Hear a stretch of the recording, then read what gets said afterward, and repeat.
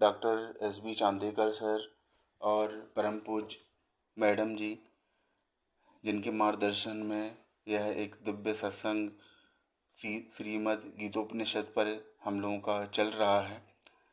और हमारे सभी देश देशांतर से जुड़े हुए हमारे अनन्य भक्त, जिनके माध्यम से एक हमारा सार्थक यथार्थ सूक्ष्म मनन चल रहा है, उसी क्रम में आज हम आदरणीय श्री श्रीकांत मुड़की जी से विनम्र प्रार्थना करते हैं कि वो अध्याय 6वें में जो निर्धारित विषय उन्हें श्लोक दिए गए थे उनमें अपना मनन प्रस्तुत करें। आदरणीय श्रीकांत जी। अखण्डमण्डलाकारं व्याप्तं येन चराचरं तत्पदं दर्शितं येन तस्मै श्रीगुरुवे नमः। परमादरणीय चांदेकर जी, मीरा ताई, उपस्थित सभी आत्मरूप, मेरे को श्रीमद् भगवत गीतोपनिषद के अध्याय 6वां श्लोक 17 से 22 पर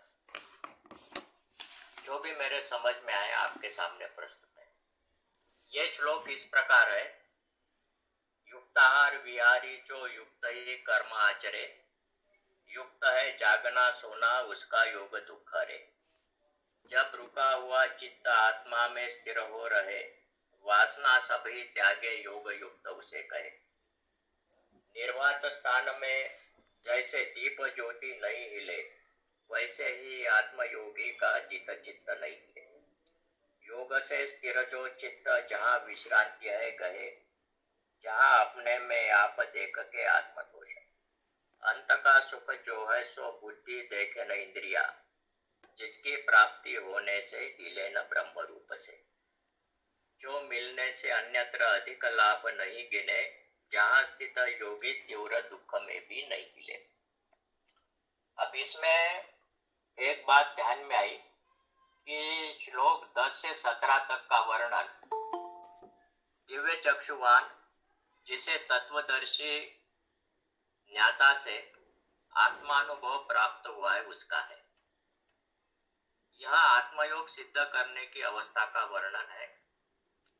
यह आत्मानुभव प्राप्ति होने का हेतु वर्णन नहीं है, क्योंकि आत्मानुभव सद्गुरु से ही प्राप्त होता है। वैसे यह पातंजल योग का भी वर्णन नहीं है। यह अभ्यास निर्विचार स्थिति प्राप्त होने के लिए भी नहीं है। जैसे योग दर्शन में कहते हैं कि विचारों से शून्य होना, सचेत अवस्था में भी अपने अस्तित्व का ध्यान न रहना। यहाँ का योगी जो है, जिसका परमात्मा से किसी भी समय वियोग नहीं होता, वह है। भगवान मायानंद जी कहते हैं, योग नाम जीव और आत्मा में ऐक्य होने का है। जिसने ऐक्य किया वह योगी है और अन्य सब अयोगी जानना। वैसे देखा जाए तो आसन लगाना, सीधा बैठना, आंखें स्थिर रखना, शरीर को स्थिर रखना, इससे जो मन में विचार है वो चक्र तो बंद नहीं हो सकता, क्योंकि जब तक विज्ञान प्राप्ति न होगी तब तक स्थिरता हो ही नहीं सकती और न जो भ्रम है वो दूर हो सकता है। जैसे कहा है, अवगी भ्रांति जी भूताट की, प्रचिति बिना गोष्ठ लटकी। जब तक अनुभव नहीं तब तक सब झूठी ही बातें होती है। मगर यह है कि प्रारंभिक अवस्था में एक ही विश्वरूप परमात्मा, इसका विचार भीड़ भाड़ में न हो, क्योंकि भीड़ भाड़ में कोई विचार हो ही नहीं सकता। शुद्ध अंतःकरण होना, यही शुद्ध प्रदेश है।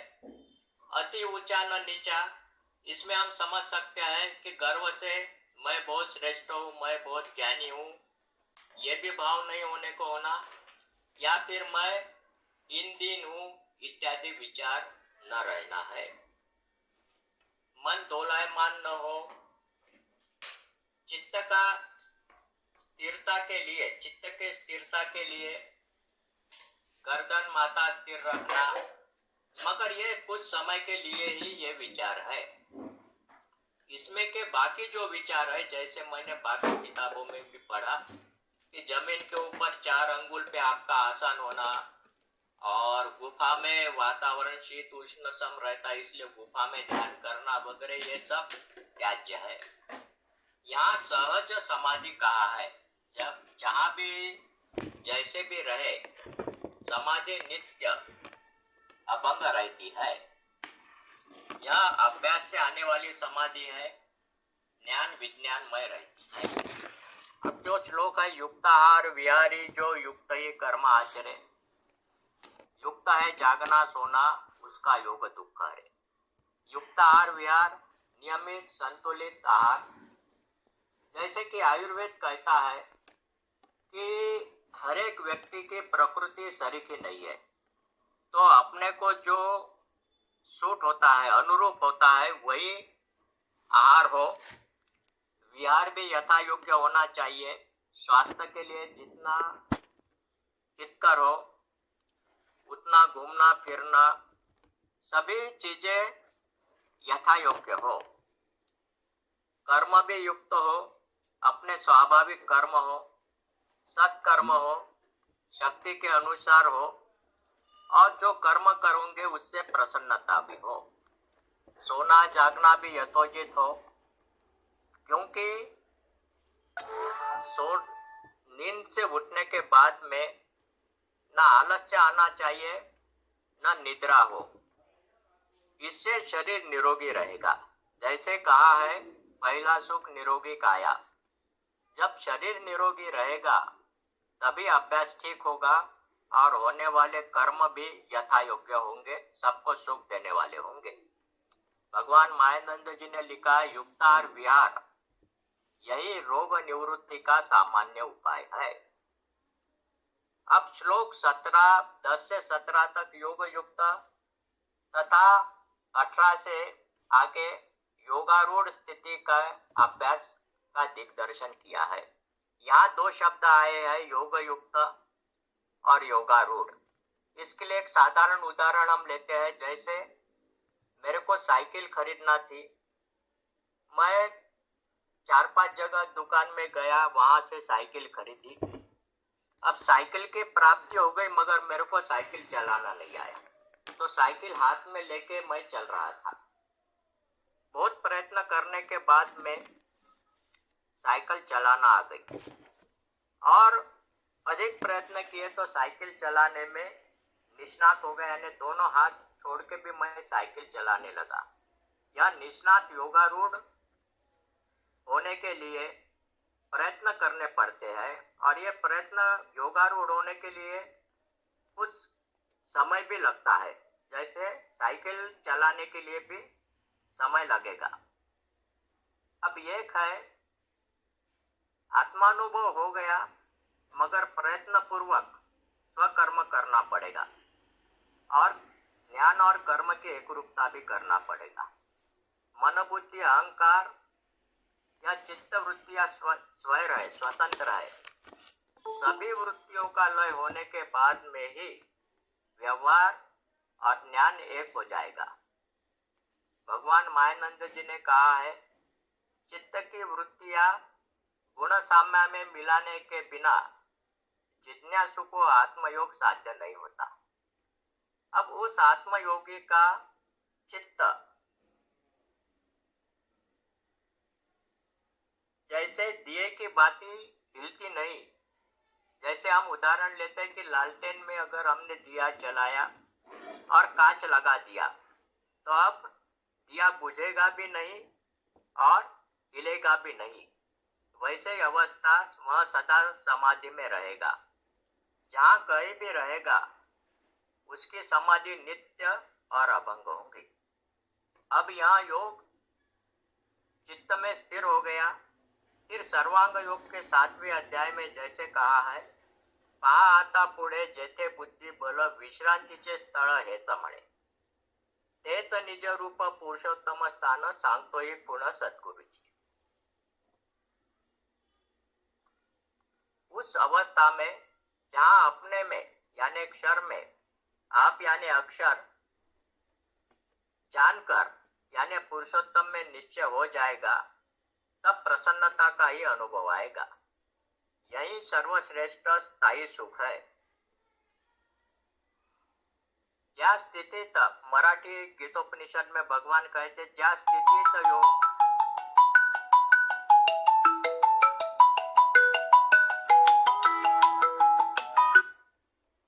सरता फिरे माघारी. ज्या ठाई चित्त सुआत्मा पाही असल्याने शुद्ध आणि ते आत्म्यातच राहते एक रस संतुष्ट. चित्त की एक रूपता आत्मा में होने के बाद यानी चित्त की वृत्ति मन बुद्धि अहंकार यह भटकती है, मगर आत्मज्ञान होने के बाद में चित्त स्थिर होता है. मेरे सहित सब विषय ही परमात्मा है यह निश्चय होता है. फिर 21वें श्लोक में भगवान कहते हैं ज्या सौख्य अंत नसे. उस सौख्य को वो सुख को कोई अंत नहीं है. जे धीने आकड़ते यानी बुद्धि से वो समझ में आएगा. करणानी करण्या योग्य नसे. इंद्रियों से वह प्राप्त होने वाला नहीं है, क्योंकि यह आत्म सुख बुद्धि ग्राह्य है. अब यह प्राप्त होने के बाद में अब क्या प्राप्त होना बाकी है? सभी सुख इसमें प्राप्त हो गए. भगवान कहते हैं परमेश्वरी दर्शन के स्थिति का सुख अवर्णनीय है. अब इस स्थिति में जो दृढ़ रहता है, जो कि 22वें अध्याय श्लोक में कहते हैं मोठ्या दुःखाचे पर्वत कोसळले तरी काही भय नुपजे चित्त. अब उसको वह योगी तीव्र दुख में भी विचलित नहीं होगा. तो आखिर में यही कहना है कि दिव्य चक्षु यह अमृत है और पृथ्वी के सभी ग्रह भयग्रसित लोगों को यह अमृत प्राप्त होगा, इसमें संदेह नहीं है. मेरे इतने विचार है. धन्यवाद. नर्मदे हर. अब हम सभी आदरणीय श्रीमती प्राची गोडबोले जी से निवेदन करते हैं कि जो आगे के श्लोक जो उनके लिए निर्धारित हैं उन पे अपना स्वानुभव रखने की कृपा करें. श्री गुरु के पदों को है मेरा दंडोत प्रेम से. यही प्रेम रहे स्थायी कृपा दृष्टि वही. परम आदरणीय सज्जन वृंद, आदरणीय सिद्धाचार्य डॉक्टर चांदेकर सर जी, आदरणीय मीरा मैडम और उपस्थित सभी अभ्यासु ज्ञानी जनों को मेरा सादर नर्मदे हर.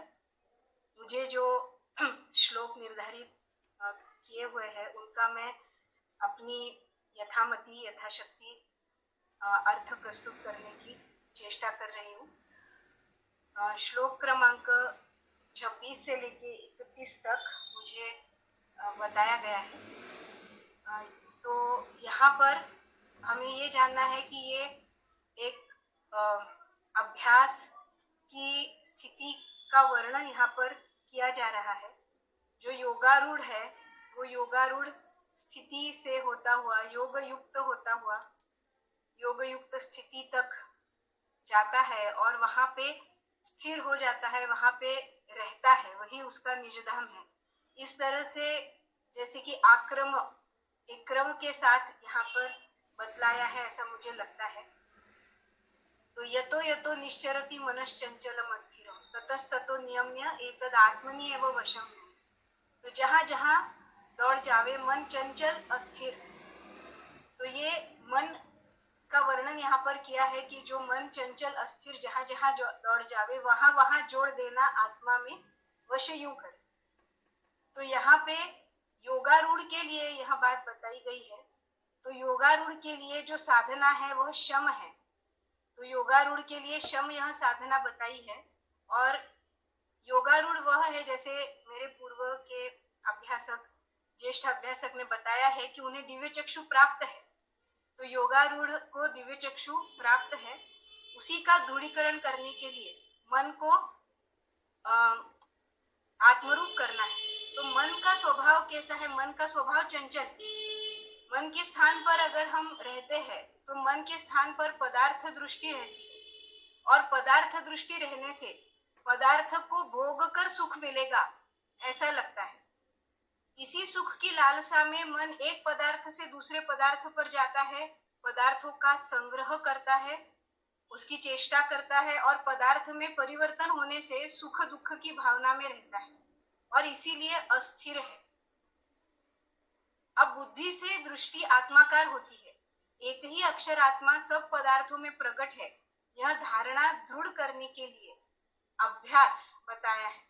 और यह अभ्यास है कि जब भी साधक मनरूप होकर पदार्थ को भोग्य समझकर सुख की लालसा से देखता है, तब योगारूढ़ साधक को यह ध्यान में लाना है कि सब पदार्थों में एक ही अक्षर आत्मा है।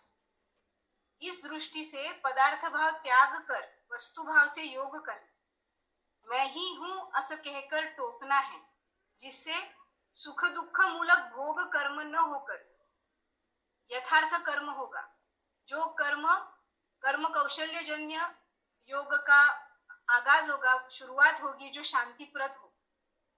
तो इस तरीके से यहाँ पर योगारूढ़ के लिए बताकर फिर आगे जब प्रशांत मनसम 27वां श्लोक जो आता है, प्रशांत मनसम येन योगिनम सुखम उत्तम उपैति शांत रजसम ब्रह्मभूत अकल्मषम। रजोगुण नहीं जिसमें, वो योगी शांत चित्त है, निष्पाप ब्रह्म से वृत्ति अंत का सुख वो गहे। तो रजोगुण नहीं जिसमें, रजोगुण यानी ये संकल्प विकल्प वृत्ति है, जहाँ पे व्यष्टि काम मय वृत्ति है वो, अतः वहां पे द्वैत भाव से पदार्थ को भोगने की वृत्ति है। जब आत्माकार दृष्टि हो जाती है तो निष्पाप यानी द्वैत भाव रहित हो जाते हैं। रजोगुण शांत होने से मतलब सकामता रहित हो जाते हैं और स्वकर्म में वृत्ति हो जाती है, तो जिससे सर्वत्र आत्मरूप ही है, सर्वत्र अक्षर ब्रह्म ही दिखाई देता है। एक ही आत्मा, एक ही आत्मानुभव यानी आत्मसुख दिखाई देने से स्थायी सुख की प्राप्ति होती। तो यही बुद्धि ग्राह्य अंत का सुख है, जो मेरे पूर्व ज्येष्ठ अभ्यासक ने भी बताया था। यही बुद्धि ग्राह्य वो सुख है कि जहां जहां पदार्थ दिख रहे वही वही आत्मा में हम उसे जोड़ रहे हैं, तो आत्मा का अभाव ही नहीं है। यही आत्म सुख है जो स्थायित्व है। अब ये होने के बाद आगे बोला है कि युंजन एवं सदात्मानम योगी विगत कल्मष सुखेन ब्रह्म संस्पर्शम अत्यंतम सुखमश्नु। तो अब इस तरह जैसे अभ्यास आगे बढ़ रहा है, उसी तरह आत्मरतिमान योगी, अब ये योगारूढ़ की स्थिति हो गई यहाँ पे। आत्मरतिमान योगी पाप धुला हुआ, ब्रह्मानुभव का सौख्य आखिरी सुख से गए, तो सुख से उसे ब्रह्मानुभव प्राप्त होता है। यहाँ पे ब्रह्मानुभव यानी पुरुषोत्तम का भाव। तो इस प्रक्रिया से जैसे पहले बताया है, हर जगह मैं ही हूं ऐसा टोकते टोकते सब जगह अपना ही स्वरूप है, यह स्थायी भाव, यह आत्मसुख जैसे जैसे उसे समझ में आता है, उस प्रक्रिया से शम का अभ्यास करते हुए सर्वत्र आत्मरूप देखकर द्वैत की भावना अब यहाँ पर पूरी तरह से निकल जाती है और सहजता से मन को आत्मा में लय किया जाता है। और ऐसा लय करते हुए अक्षर अक्षर का संयोग पुरुषोत्तम सर्वत्र है, सर्वत्र दिख रहा है। यही आखिरी सुख यानी आत्म सुख या संतोष का वो सेवन करता है। सर्व ऐश्वर्य संपन्न पुरुषोत्तम अपना पुरुषोत्तम भाव है ना, सर्व सब कुछ है उसमें, उसकी जागृति हो जाती है। वो जागृति होने के बाद कुछ भी प्राप्त करना है, ये पदार्थ वो पदार्थ, उससे वो उस मनोभावना से वो ऊपर उठ जाता है। और अब करना क्या है, तो ईश्वरी इच्छा से अपने स्वकर्म में निमग्न रहते हुए शांति की प्राप्ति की तरफ बढ़ना है, शांति की प्राप्ति करना है। तो सब कुछ प्राप्त ही है ऐसा अपने पुरुषोत्तम स्वरूप की जागृति वहां पर हो जाती है। वही ब्रह्मानुभव का संस्पर्श है, वही ब्रह्मानुभव का सुख है और जो उसे सहजता से प्राप्त होता है। उसके लिए उसको मन का दमन करने की जरूरत नहीं है। जैसे पूर्व के श्लोकों में देखा गया है कि मन की स्वाभाविक वृत्ति में ही अभ्यास के माध्यम से वही अपने आप को जोड़ते हुए इस अपने ऐश्वर्यपूर्ण स्वरूप की जागृति वो कर लेता है।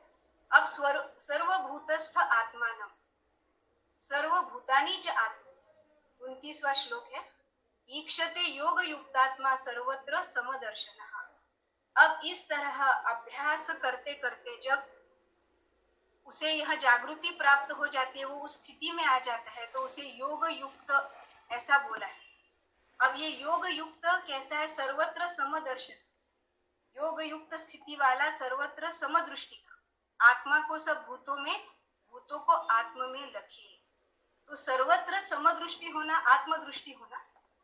अब सर्वत्र आत्मदृष्टि हो गई है, तो सर्वत्र जब हम भूत दृष्टि से देखते हैं, तो जब हम आंखें खोलते हैं भिन्न भिन्न प्रकार के भूत हमें दिखते हैं, पर हर भूत में अक्षर ब्रह्म देख रहा है, आत्मभाव देख रहा है। तो जो भी भिन्नता है वो आत्मभाव देखकर उस भिन्नता को दूर कर रहा है।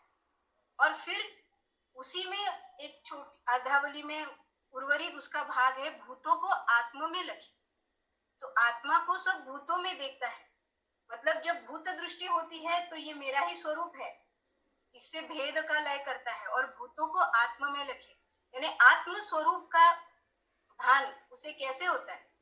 तो उसे उस आत्म स्वरूप में सारे भूत समाहित दिखते हैं, सब कुछ समावेश हुआ दिखता है। भूतों में का भेद, भूत भाव जो होता है, भेदभाव नहीं रहता, ये सब अपने अपने में समाहित है। यह भाव उसमें उसको जानने में आ पड़ता है, वो जान लेता। तो इस तरह से अब उसके अनुभव की स्थिति बताई है। यो मां पश्यति सर्वत्र सर्वं च मयि पश्यति तस्याहं न प्रणश्यामि स च मे न प्रणश्यति। तो जो मुझे विश्व में देखे, मेरे में विश्व को लगे, उसी की दृष्टि में मैं हूँ, वो मेरी दृष्टि में बसे। यहाँ पे मैं, मेरी, यह पुरुषोत्तम का संकेत कर रहा है, और विश्व यानी क्षराक्षर का संयुक्त स्वरूप ऐसा बताए। तो यहाँ पर भी वही रचना है, जो मुझे विश्व में देखे, मेरे में विश्व को लगे। मतलब जब विश्व देखने का समय आता है तो विश्व में हर ओर पुरुषोत्तम परमात्मा ही है, और जब अपने स्वरूप का भान होता है तो अपने में संपूर्ण विश्व सर्वरूप मैं हूँ, यह उसकी जो धारणा है वही जागृति उसमें रहती है, उसमें भेद नहीं रहता। मतलब जैसे टुकड़े टुकड़े जुड़कर एक बना है, ऐसा भाव नहीं रहता, सब कुछ एक ही है, ऐसा भाव उसमें रहता है। तो मेरे में विश्व को लगे, उसी की दृष्टि में मैं हूँ, वो मेरी दृष्टि में बसे। तो उसके दृष्टि में, मतलब वह कौन सी दृष्टि से, कौन से भाव से अपना जीवन यापन करता है, तो इस पुरुषोत्तम पद में वही उसका स्थान है, वही उसका निज धाम है, स्थायी उसकी जगह है। वहीं पर बैठकर वो अपने ही स्वरूप से व्यवहार करता है, अपने ही स्वरूप में अपने आप को देखता रहता है।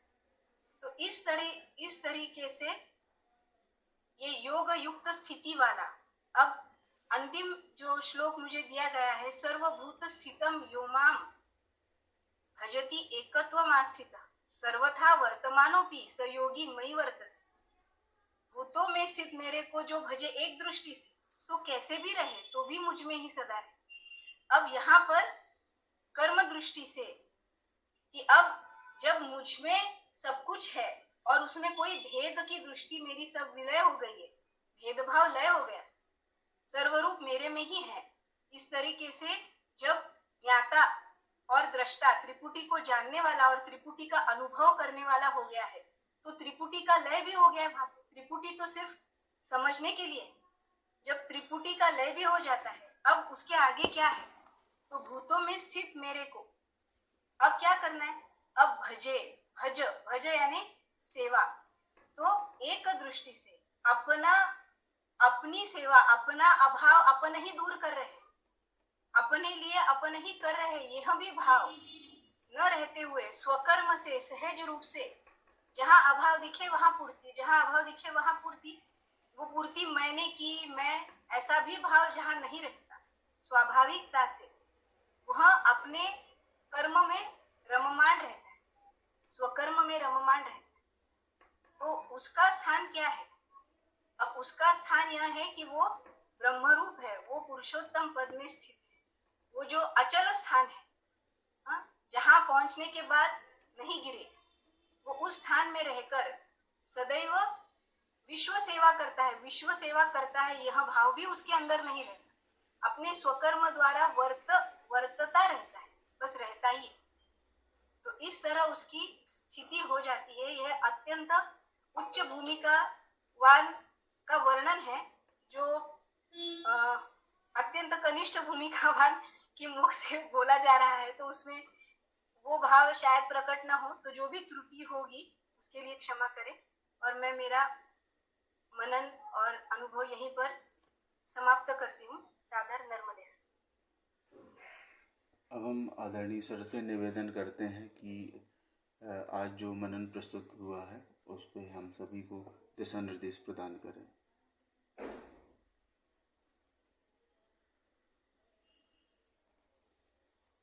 माइक म्यूट है सर अभी आपका।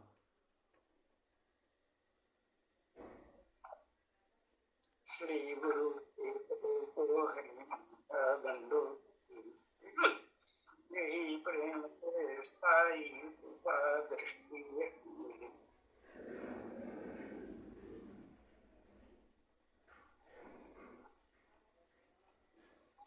उपस्थित आत्मरूप सभी विज्ञान योगी जन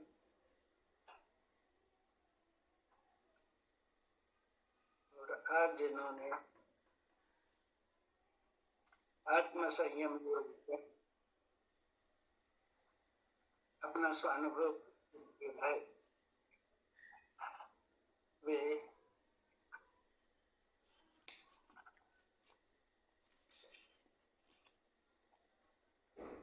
आदरणीय श्रीकांत मुर्की जी और प्राची गोडबोले जी, दोनों ने अभ्यासपूर्ण स्पष्टीकरण श्लोकों का रखा है। और विशेषता दोनों के निवेदन में ये है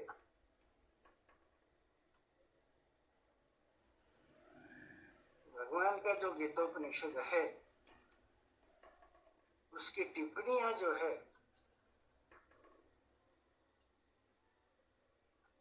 वो उन्होंने सूक्ष्मता से ध्यान में लेने का, केवल पढ़ाने ध्यान में लेने का दोनों ने भी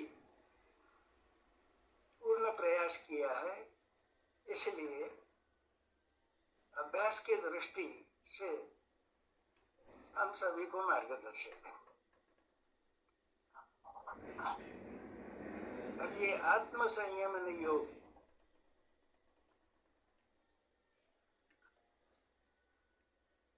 इसमें साधकावस्था की कुछ स्थितियां जो है वो भगवान ने स्पष्टता से रखी है।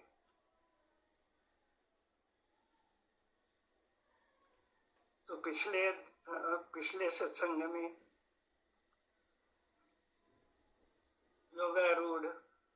योगारूढ़ स्थिति वाला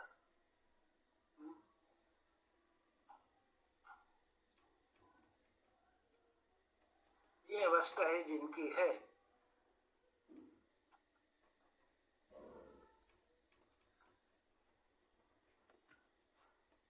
तो साधक हम भी है तो स्वयं मिलके विचार करना चाहिए। होता क्या है, हम योगारूढ़ उसे कहा तो हम भी योगारूढ़ पुरुष के लक्षण यहाँ पे बतलाए है, स्थिति बतलाई है। तो केवल हम वर्णन नहीं करते रहे कि उसको योगारूढ़ कहा, उसको योगारूढ़ स्थिति वाला कहा,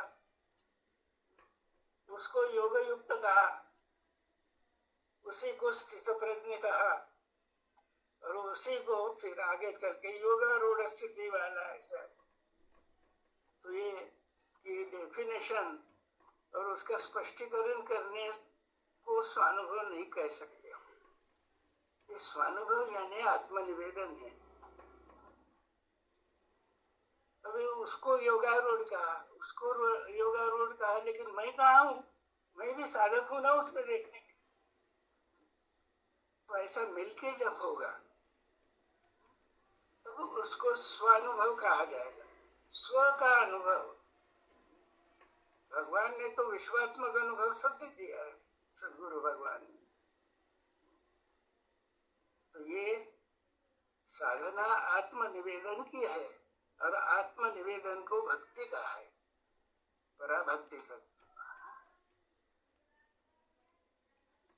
तो हमारे निवेदन में ऐसा ज्यादा नहीं होना चाहिए कि उसको कहा ये स्थिति वैसी है। ये स्थिति समझकर हमें कहाँ तक ध्यान में आ गया और हम निसंशय नहीं हुए अभी तक, हम कहाँ निसंशय नहीं हुए, वो पॉइंट अगर हमने रखे तो हमसे ज्यादा अभ्यासु लोग जो है उनसे चर्चा करते हुए हमारा भी कुछ लाभ हो सकता है। तो ये ध्यान में रखना कि स्वानुभव यानी भगवान का सिद्धांत केवल बतलाना और डेफिनेशन करना, ये आत्मनिवेदन नहीं है, स्वानुभव। तो उसको जरा गंभीरता से लेना चाहिए। दूसरी बात है कि ये जो 4 स्थितियां बतलाई है, पहले तो योगी है, लेकिन अब जैसे जैसे हम आगे बढ़ेंगे तो ये जो है योगारूढ़, उसे कहा योगारूढ़ स्थिति वाला, उसके बाद योग युक्त आता है। तो श्रीकांत जी ने जो श्लोक 16 से लेकर 22 तक है वो योग युक्त स्थिति का ही, क्योंकि युक्त शब्द उसमें आ रहा है। युक्त आहार विहारस्य युक्त चेष्टस्य कर्मसु युक्त स्वप्नावबोधस्य योगो भवति। तो ये युक्त होना बड़ी कठिन बात है। पहले का ही श्लोक जो है 16वें के पहले का, कि जो अधिक खा लेते हैं, तो यहाँ पर टिप्पणियों में भगवान ने समझाया है कि मन को आत्मा में विलीन करने के लिए आत्म संयम उसी को कहते हैं कि मन के साथ साथ मन बुद्धि इंद्रिय सभी जहां से आई उस अक्षरात्म स्थान में और क्षराक्षर का स्फुरण जहां से हो रहा, वो पुरुषोत्तम परमात्मा स्वयं सद्गुरु है, विश्वरूप वस्तु। उसी से हमें साधक अवस्था से धीरे धीरे आगे चल के एक रूपता का अनुभव करना। तो इसलिए पहला जो मन को रोकने का जो कहते हैं, श्रीकांत जी ने बहुत अच्छी तरह से समझाया कि भाई ये अन्य योगी जो दिख रहे हैं जगत में, या पतंजलि योग के योगी वगैरह है, उनका दमन का मार्ग है और ये अति कठिन है। और भगवान कहते हैं कि दमन के मार्ग से अंतःकरण की शुद्धि नहीं होगी और मनस संयम भी साध्य नहीं होगा। तो मनस संयम यह आत्म संयम योग ही है। तो मन से शम, श्री कृष्ण भगवान उनका मत योग है सिद्धांत रूप से कि ये श्रम जो है, श्रम की प्रक्रिया, तो श्रम यह अक्षर की सिद्धि करता है और श्रम की सिद्धि होने से मन आत्म रूप में अनन्यता का अनुभव करता है मन को। तो वस्तु दृष्टि से देखा जाए तो दमन का मार्ग यानी ये स्थूल मार्ग है। भगवद गीता के दूसरे अध्याय में भी बतलाया है कि रसवर्जम रसोप्यस्य निराहार बड़े बाह्य। निराहार रहते योगी इंद्रियों का संयम करना चाहते, लेकिन अंतःकरण की जो गोड़ी है, आसक्ति है, उस विषयों के बारे में वो नहीं छूट सकती। जब तक मन आत्मा में विलीन नहीं होगा, उसको पूरी तरह से जानकर उससे अपनी तद्रूपता का अनुभव करके उसमें लीन नहीं होगा। तो ये शम का मार्ग है, शम दम तप। तो पहला जो है कृत्रिम मार्ग है, भगवान ने कहा है ये इंद्रिय निग्रह करने का मार्ग जो है इसको दमन करता है, इंद्रिय दमन करता है। तो प्राकृतिक मार्ग भगवान ने कि मनाला रोकू नका के मबी जेथे जाते तीर्थ समागे जाना। अभी जब हम इस सत्संग में सूक्ष्मता से चर्चा करने लगे तो दोनों भी महानुभाव मुड़की जी और प्राची जी ने कि नहीं, ये केवल अक्षर आत्मा से संबंधित ही योग नहीं है, वहां तक ही सीमित नहीं होता। तो उन्होंने अभ्यास से ये भी जान लिया कि नहीं, क्षर और अक्षर दोनों की एकात्मता अनुभवने का ये है अनुभव।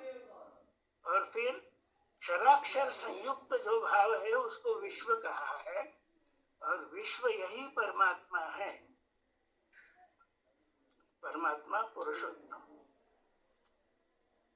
तो फिर क्या होता है, क्षराक्षर की अभिन्नता ये अक्षर अनुभव में आ गई, लेकिन यही समाप्त नहीं होता। सुखम आत्यंतिकम यत् तत् बुद्धि ग्राह्यम कहा तो ये केवल आत्मा को जानने का ही सुख नहीं है, उससे भी मुड़की जी ने बिल्कुल स्पष्टता से बतलाया कि नहीं, ये परमात्मा सुख जो है वो अवर्णनीय है। आत्मा का सुख तो हम बतला देते हैं कि सब इधर उधर देखो, सब रस भरा हुआ है मधुर रस में। यम लब्ध्वा च परम लाभम मन्यते नाधिकम ततः। ये क्या होता है, अक्षर आत्म भाव से क्षर जिसमें मन भी आ गया, जीव की मन बुद्धि अहम यह आत्म रूप देखने लगती है। इसलिए ये जो 23 से 31 तक जो श्लोक है, 26 से 31 तक, इसकी टिप्पणी आप पढ़ते जाइए। उसमें कहा कि पहले क्षराक्षर का संयोग जो है उसका निश्चय होके एक रूपता अगर पूर्ण सिद्ध हो गई तो हमारा व्यष्टि भाव और समष्टि भाव दोनों एक रूप हो जाएंगे वहां। तो जड़ चैतन्य की और यही इसी निश्चय में पुरुषोत्तम भाव भरा हुआ, क्योंकि क्षराक्षर संयुक्त भाव विश्व है। केवल क्षर और केवल अक्षर है ही नहीं, ये अनुभव से जब हमें आ जाएगा तब तो पता चलेगा कि एक क्षराक्षर की एक रूपता सिद्ध होने पर हमें शब्द स्पर्श रूप रस गंध सब आत्म रूप दिखेगा। और उसके बाद विश्व यानी अक्षर आत्मा और पुरुषोत्तम एक रूप है, ये स्थिति हो जाने के बाद योग युक्त हो जाते हैं।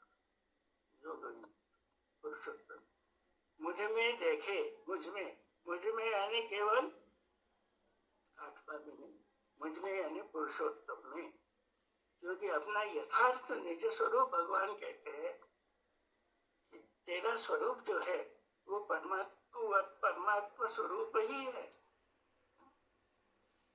समझाते वक्त सदगुरु ने क्या कहा कि तत्त्वम असि। त्वम यानी तू केवल बदलने वाला क्षर भाव नहीं है, जन्म मृत्यु के फेरे में पड़ने वाला व्यष्टि भाव नहीं है। तेरा व्यापक भाव जो है वो तौन पर है, और वास्तविक तेरा स्वरूप जो है तत् और तुम दोनों को पुरुषोत्तम है। इसलिए अहंकार जो है वो पुरुषोत्तम में लीन होता है। जब साक्षात्कार हो जाता है पुरुषोत्तम भाव का, पुरुषोत्तम भाव में स्थिति होते ही परमात्मा का साक्षात्कार होता है। तो वहां पे मैं जानता हूँ, मैंने क्षर को भी जान लिया, अक्षर को भी जान लिया, पुरुषोत्तम भाव को भी जान लिया, ये सब लीन हो जाता है वहां पे। और ये लीन होते ही भक्ति शुरू हो जाती है। इसलिए पश्चात बीज भक्ति का अनन्य बढ़ने, ये हमको हमको समझने की आवश्यकता है कि केवल आत्म संयम ही नहीं है, इसमें क्षर अक्षर पुरुषोत्तम की एकात्मता ही सिद्ध की है, और इसी को साधना है केवल। और हमारा मिलन उससे एक रूप हो गया, वह निश्चय अडिग निश्चय हो गया, दृढ़ निश्चय हो गया। तो आत्मनिश्चय और परमात्मा निश्चय एक ही है। ये हम थोड़े साक्षित्व भाव से, क्योंकि हमें सदगुरु ने दिए हुए विज्ञान से यथार्थ ज्ञान होगा, इसलिए हम साक्षित्व भाव से कह रहे छठवें अध्याय तक। लेकिन भगवान कहते हैं कि नहीं, ये साक्षित्व भी चला जाना चाहिए, तो वहां मैं का स्वरूप दिखा रहे। रसोवम सुखंते प्रभास्मि शशिसोहि। अरे शब्द स्पर्श रूप से रस गंध मन बुद्धि हम सब मेरा ही स्वरूप है, कुछ अलग है ही नहीं। तो अक्षर अक्षर पुरुषोत्तम, तो त्रिपुटी यानी यथार्थ ज्ञान होने का साधन है। लेकिन त्रिपुटी जब तक पकड़ के रहेगी, हम पकड़ के रखेंगे, तो ये तो स्वरूप देखने का आईना है। अब देख लिया, देख के निश्चय करना है कि मैं ही तो हूं, उसमें दिख रहा है। तो ये जानने के बाद भी निश्चय होना बहुत कठिन होता है। भगवान कहते हैं कि वही हमको करना है, और वो निश्चय जब हो जाएगा तभी दिव्य चक्षु अंतःकरण में प्रकाशित हो। और भगवान ने सूचना भी दी है कि इस तरह अंतःकरण में पूर्ण शुद्धि और प्रकाश हो गया, तो वही उपदेशक की भूमिका हो जाएगी।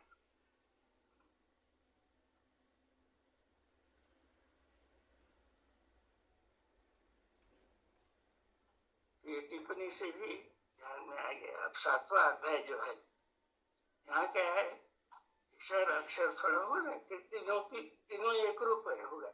लेकिन सातवें अध्याय का पहले ही श्लोक शुरू होता है, वो अभी आगे देख नहीं पाते हैं।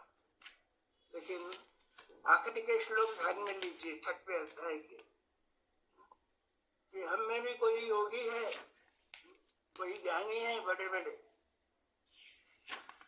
तपस्वी भी है, लेकिन भगवान कह रहे हैं कि हे अर्जुन, तू योगी हो, तस्मात् योगी भवार्जुन। तो ये योगी का मतलब जो है, जिसने वो योगारूढ़ स्थिति, युक्त स्थिति, योग युक्त स्थिति वाला, ये सब स्टेजेस पार करके जो उसमें स्थित हो गया है, वही योगी है। और भगवान कहते हैं कि हे अर्जुन,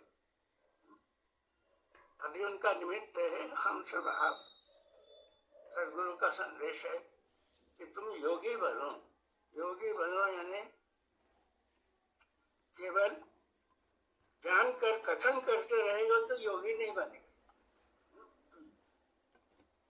योगी का अनुभव में दो नहीं रहते, ये ध्यान में लेना चाहिए। ज्ञान में साक्षित्व है, द्वैत भाव है ज्ञान में।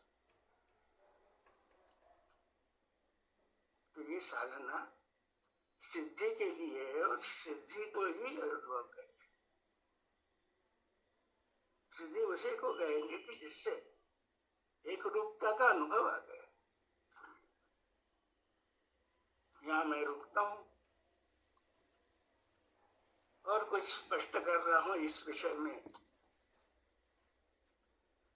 तो कर सकते हैं आप। या कोई शंकाएं बची हो, दोनों महानुभावों ने अपने मनन के निश्चय पूर्वक विचार रखे, अभ्यास पूर्ण रखे, उनसे भी प्रश्न कर सकते हैं आप।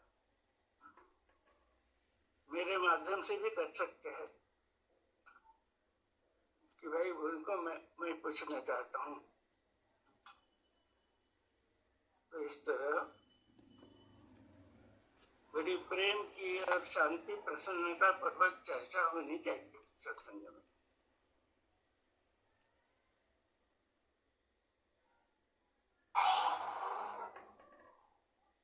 स्वामी जी नर्मदेव, आप सभी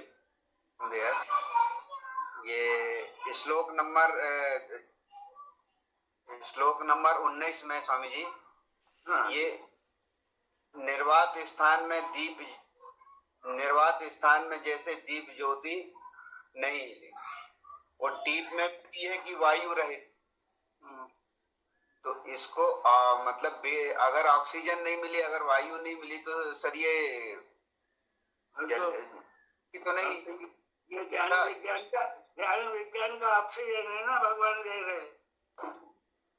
जगत में मिलता है क्या?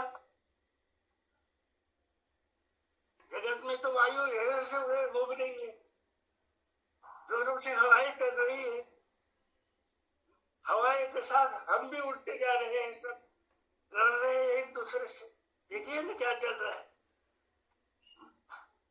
तो इस योग युक्ति से संसार के पार होके जरा भगवान के स्वरूप में स्थिर हो जाइए सामनावस्था में, तो ध्यान में आ गया कि ये निर्वात स्थान में रखी हुई ज्योति कैसे, जहाँ पे मन, बुद्धि और अहम एकात्म हो गए।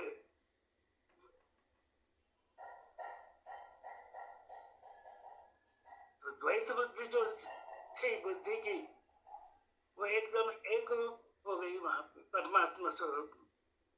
ये पहली स्टेज ही समझना बहुत आवश्यक है। ये जिसने कर लिया उसकी प्रगति आगे जल्दी से हो सकती। तो अनुभव आया कि आपको निर्वात स्थान में दिख गया, आपका मन, बुद्धि, अहम। जब तक जगत के भाव में हम रहेंगे, ज्ञान रहेगा, अगर पानी ना रहेगा। लेकिन जगत में रहते हुए हो गया तो निर्वाण स्थान में ही क्यों?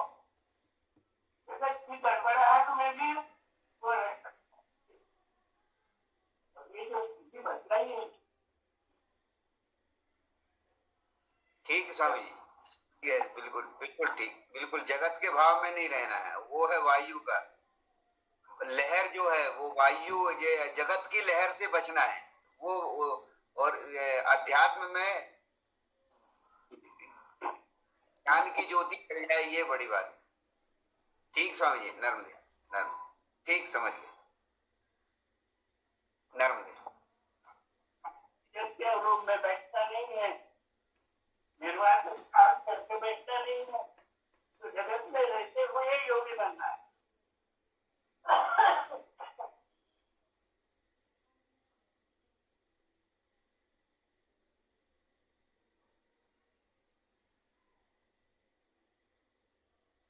तो भगवान के पास प्रत्यक्ष अनुभव जैसे वो कितना समय का आता है। तो राज्य में हमारे जैसे जड़ बुद्धि लोग हैं, उसको समझाने के लिए उपाय वगैरह नहीं है। यथार्थ ज्ञान के साथ साथ यथार्थ ज्ञान भी ध्यान में आ जाए, इसकी उपमा, उत्प्रेक्षा, रूपक वगैरह इस्तेमाल किया।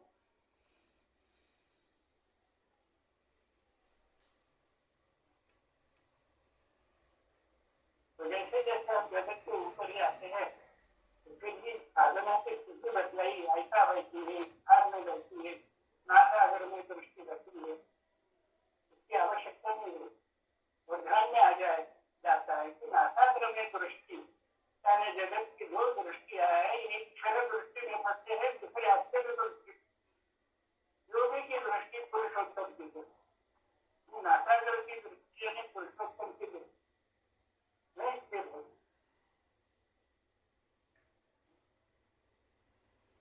उसके शब्दशाह अर्थ नहीं करना, जी ने ऐसा लिखा है।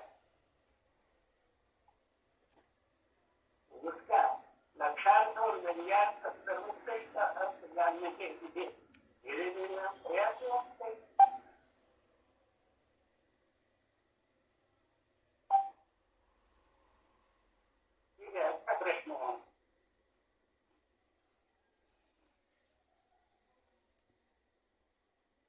नर्मदे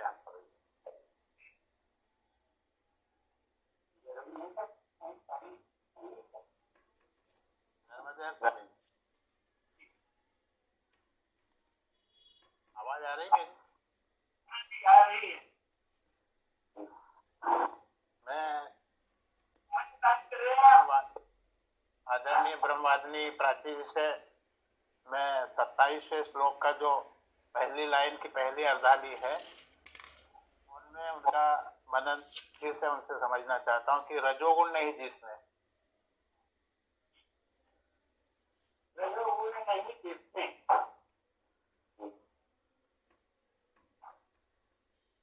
इसके लाक्षणिक अर्थ देना पड़ेगा। हाँ, रजोगुण शरीर धारण किया है तो प्रकृति का जो रजोगुण है वो कोई व्यक्ति शरीर में भी आए, प्रकृति से थोड़ी जाती, प्रकृति में है तो यहाँ नहीं, लेकिन ये लाक्षणिक अर्थ देना पड़ेगा कि रजोगुण से इसका उदय प्रकृति में आया और उसी प्रकृति से ये व्यक्ति शरीर आया, उसने भी रजोगुण दिया, रजोगुण से इसका उदय प्रकृति में आया, इसका यानी काम का द्वैत भाव का उदय है। काम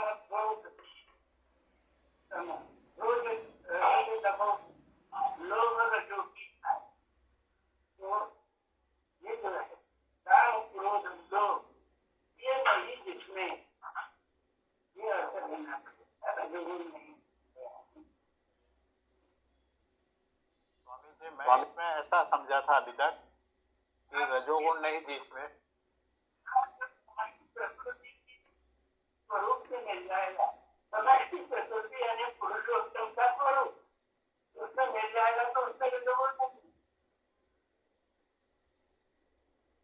और उसमें मिलने के बाद जब आत्मानुभव मिले तो बुद्धि का द्वैत ही चला गया, द्वैत ही रजोगुण है, बुद्धि के द्वैत भाव लाना पड़ेगा।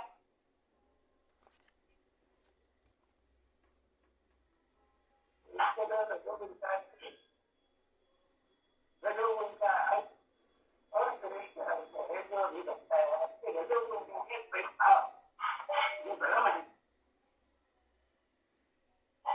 ये षड भ्रम जो है वो जाते नहीं,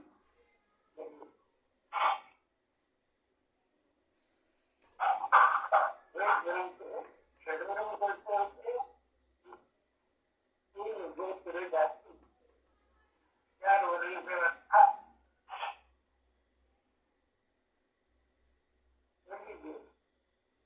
नहीं ज्ञान की बातें खूब करते हैं, लेकिन भ्रम से लिप्त हुआ पुरुष हमने देखे आचार्य मूर्ति जी, आचार्य जी, इनको संशय नहीं है, इनको महात्मा कहने के लिए मुक्त पुरुषों का स्वभाव नहीं था, लेकिन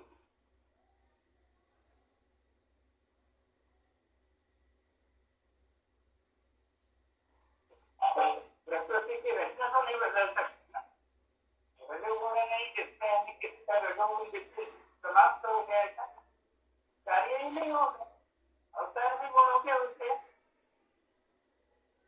ऐसा कार्य करेगा। राजेंद्र की ध्यान में आ गया रजोगुण नहीं जिसमें रावण शंकर बचा। मुझे ऐसा ध्यान में था कि मलिन रजोगुण या चंचल रजोगुण जिसमें नहीं है वो योगी शांति जो आत्मरूप हो गया, जिसका मन चंचलता समाप्त हो गई है मन की और मलिनता समाप्त हो गई, ऐसा मैंने समझा था अभी तक। तो मन का उदासीकरण हो गया, मन में अंतःकरण में ईश्वर भाव जाग गया, ईश्वर में काम क्रोध लोभ है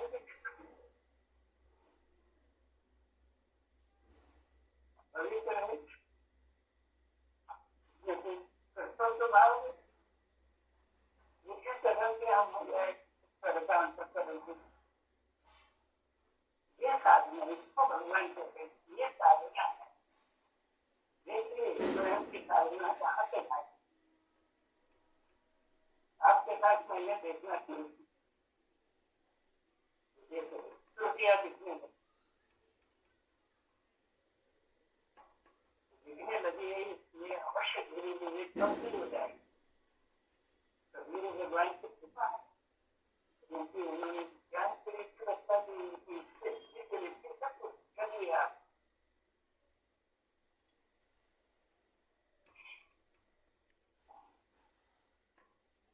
धन्यवाद। खोजना नहीं, यही विज्ञान एक्टिविटी साक्षात्कार को हो सकता।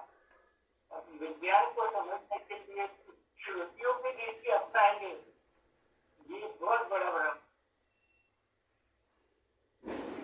इस भ्रम से मुक्त होना भी आज बहुत आवश्यक।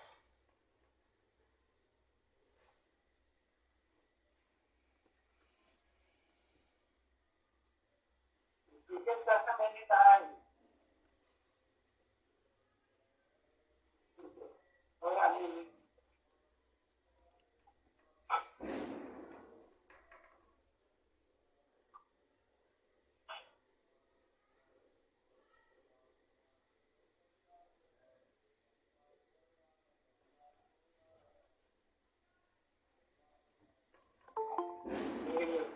सर्वभूतस्थमात्मानं सर्वभूतानि ईक्षते योगयुक्तात्मा सर्वत्र समदर्शनः। योगयुक्तात्मा का योगयुक्तात्मा यानी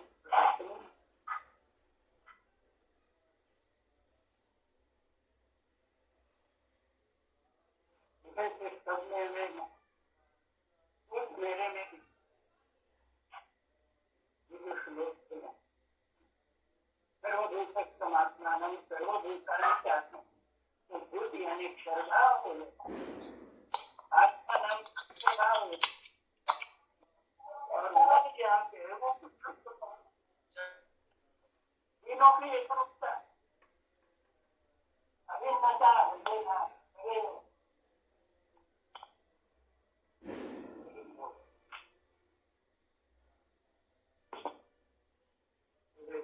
आपकी आवाज थोड़ी स्पष्ट नहीं आ रही है, आपकी आवाज थोड़ी स्पष्ट नहीं आ पा रही है।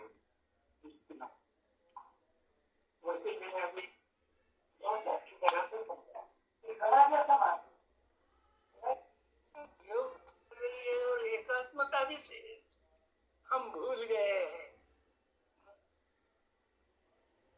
भ्रम में भ्रम पड़ गया, भूल गए। तो भ्रम है तो इस भ्रम हो गए, अपने स्वरूप से छूट गए।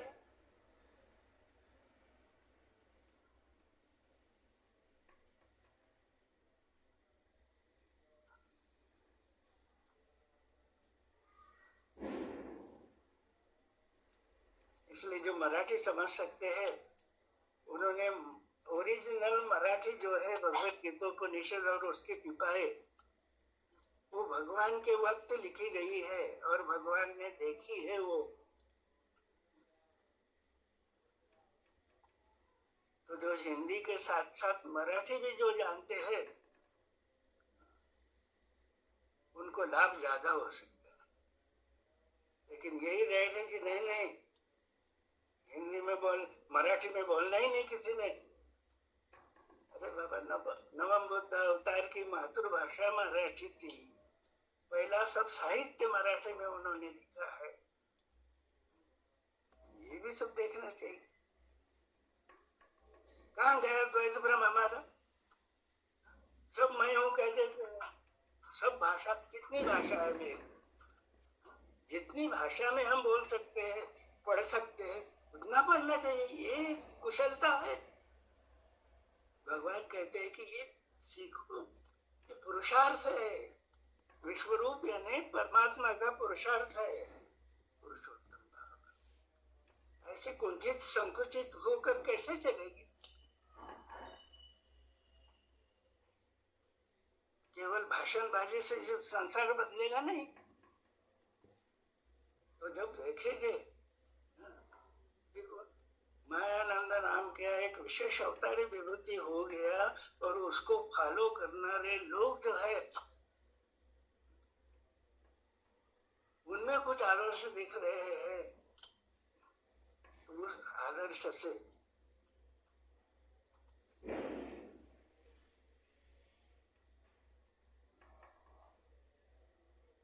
ये द्वैत धर्म से निकलना, इसी को आत्मसंयम कहते हैं। तो द्वैत भ्रम से निकलना यानी क्षराक्षर भिन्न है, ये पहला भ्रम जाना चाहिए। और फिर क्षराक्षर संयुक्त हो गया तो संयुक्त को विश्व कहते हैं। तो ये लिखने वाला जो है वो सिर्फ क्षर नहीं है, विज्ञान योगी के लिए परमात्मा ही है, विश्व है ही परमात्मा। तो जैसे जैसे हम आगे बढ़ते हैं साधना से सिद्धि की ओर, वैसे वैसे भाषा और सरल और सुगम हो जाती है, सरल सुगम। आखिरी भगवान ने क्या कहा? विश्व ही परमात्मा है।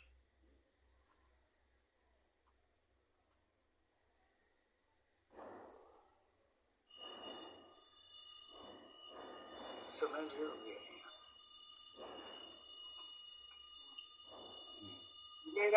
जी जी सर। समय हो गया, आपको एक प्रश्न पूछना हो तो पूछ सकते हैं। नहीं, वो आप आज के सभी प्रश्नों में वो शंका समाधान हो गया है जी। समय हो गया जी जी। हम आभारी हैं। फिर सबसे हम सबके आभारी हैं हम। हम आभारी हैं आज हमारे आपके आभारी हैं जी। कुछ गलतियां निवेदन में मेरे भी हो गई होगी, तो आपसे अगर कोई मुझसे बतलाएगा तो भी पुकार है मुझ तक पहुँचाते जी जाइए जी। कि भाई जी हमारी सूचना है कि इतना सुधार आप कीजिए। जी जी। उसके लिए मैं आपका ऋणी रहूँगा जी। धन्यवाद। आज हम आभारी हैं कि हम लोगों का जो अभ्यास ये मंडल है, जिस पर आदरणीय श्रीकांत मुड़की जी ने अपना अभ्यासपूर्ण मनन प्रस्तुत किया, और श्रीमती प्राची गोडबोले जी की को भी हम आभार व्यक्त करते हैं कि उन्होंने अभ्यासपूर्वक इस मंच पर मनन प्रस्तुत किया। और हम सभी को मार्गदर्शन देने वाले Siddhacharya doctor S.B.. Chandekar sir, madam, इतना मतलब समय नहीं रहता है, व्यस्ततम समय से ये स्लॉट हम सभी को मिल रहा है। तो हम सभी की ये जिम्मेदारी है कि हम सर का सबसे ज़्यादा सदुपयोग कर पाएँ, और ये जो गीतोपनिषद के सूक्ष्म रहस्य को और ज़्यादा अच्छे तरीके सूक्ष्मता से समझ पाएँ। और सभी हमारे देश देशांतर से जुड़े हुए जो अभ्यास मंडल के साथी हैं, उनका भी आभार, क्योंकि सबकी एकता से जुड़ कर के इस मंच का हम सही सदुपयोग ले पा रहे हैं। तो सभी को सादर अभिनंदन करते हुए, और अगले रविवार की जो योजना रहेगी ग्रुप के माध्यम से प्रेषित हो जाएगी, तो सभी को सादर नर्मदे हर। सद्गुरु भगवान की जय। नर्मदे नर्मदे नर्मदे।